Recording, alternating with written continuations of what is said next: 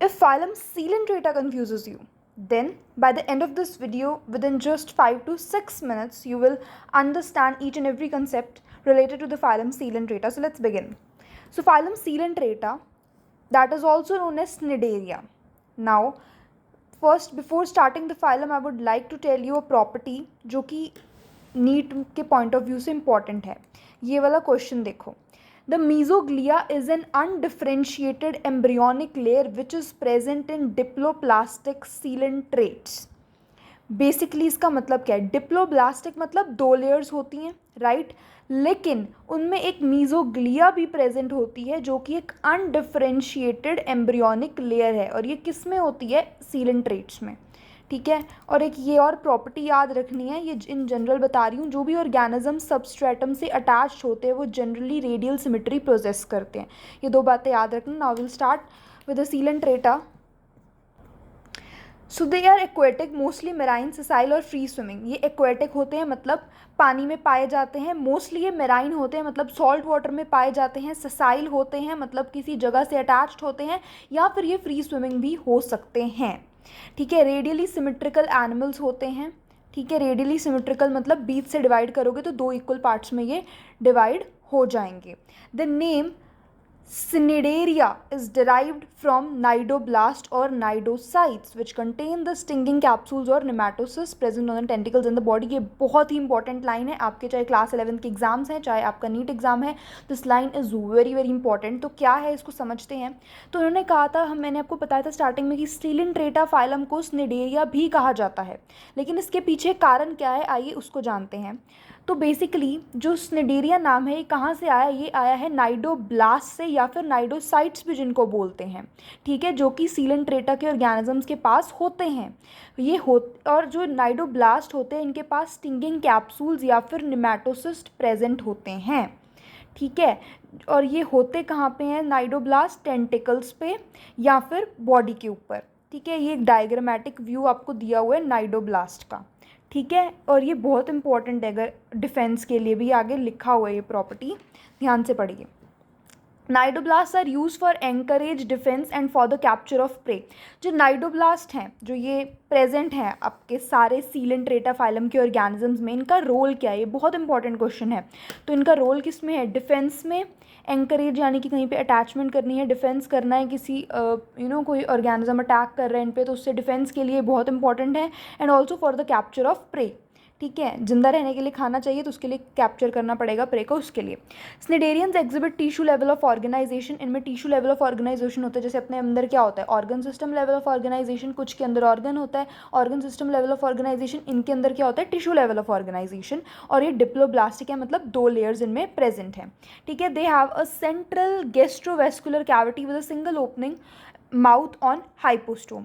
तो भी बेसिकली क्या है? इनके पास एक सेंट्रल गैस्ट्रोवेस्कुलर कैविटी है, ये आपको याद करना है, जिसमें सिर्फ एक ही ओपनिंग होती है, और जो माउथ होता है वो हाइपोस्टोम के ऊपर होता है, ठीक है. डाइजेशन जो है that is extracellular as well as intracellular. बहुत इंपॉर्टेंट पॉइंट है, इसको याद रखना है आपको, ठीक है. सम ऑफ द स्निडेरियंस जैसे कि कोरल्स, उनका जो स्केलेटन है वो किससे बना होता है? वो कैल्शियम कार्बोनेट से बना होता है. नीट में पूछा जा सकता है कि जो स्निडेरियंस है उनका एक्सोस्केलेटन, पहले तो एक्सोस्केलेटन होता है, एंडोस्केलेटन, ये याद रखना है. बट इसमें नहीं रखना, जनरली याद रखना होता है.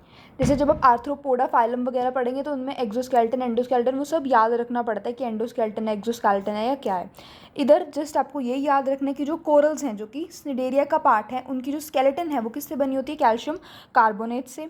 स्निडेरियंस एग्जिबिट 2 बेसिक बॉडी फॉर्म्स, जो बहुत बहुत इंपॉर्टेंट है. पॉलिप और मेड्यूसा. जो स्निडेरियंस हैं उनकी 2 फॉर्म्स होती हैं बेसिकली. एक होती है पॉलिप, ठीक है, ये वाली पॉलिप फॉर्म है, और दूसरी है मेड्यूसा, ये वाली, ठीक है. तो the former is sessile and cylindrical form like Hydra Adamsia. Former मतलब जो पहले लिखा गया, पहले पॉलिप लिखा है, मेड्यूसा पॉलिप लिखा है. तो जो पॉलिप है उसमें बेसिकली 2 चीज़ें आती हैं, एग्जाम्पल्स इंपॉर्टेंट है, हाइड्रा और अडेम्सिया, ठीक है. ये सिसाइल होती है, अटैच होती है एक जगह पे, और ये एक सिलेंड्रिकल फॉर्म है. आप देख सकते हो एक सिलेंड्रिकल फॉर्म है, अटैच्ड है, ठीक है. और whereas the latter is umbrella shaped and free swimming like Aurelia और जेलीफिश. तो जो मेड्यूसा है उसकी एग्जांपल्स कौन है? ऑरेलिया या फिर जेलीफिश. और ये फ्री स्विमिंग होती है, कहीं पे अटैच नहीं होती, और अम्ब्रेला शेप्ड होती है, आप देख सकते हो, करेक्ट. दो cnidarians विच एग्जिस्ट, ये बहुत इंपॉर्टेंट लाइन्स है अगली तीन भी नीट के लिए। बेसिकली ये लास्ट का जो पैराग्राफ वाला पॉइंट है this is very very important, तो ध्यान से समझना इसको।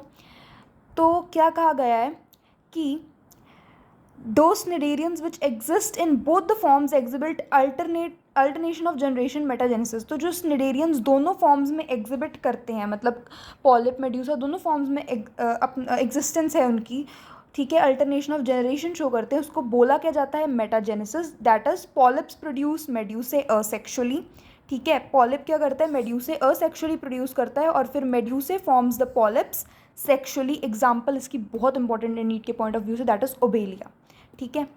बेसिकली जो पॉलिप है ये असेक्सुअल रिप्रोडक्शन करेगा बडिंग फॉर्म में, और जो मेड्यूसा है वो सेक्सुअल रिप्रोडक्शन करेगा। मेड्यूसा सेक्सुअली, ठीक है, जो मेड्यूसा है वो सेक्सुअली रिप्रोड्यूस करेगा और क्या बनाएगा, पॉलिप बनाएगा, और पॉलिप जो है वो असेक्सुअली रिप्रोड्यूस करेगा बडिंग फॉर्मेट में और क्या बनाएगा, वो पॉलिप मेड्यूसे बनाएगा, ठीक है। एग्जाम्पल्स बहुत इंपॉर्टेंट है, अच्छे से याद करनी है आपको।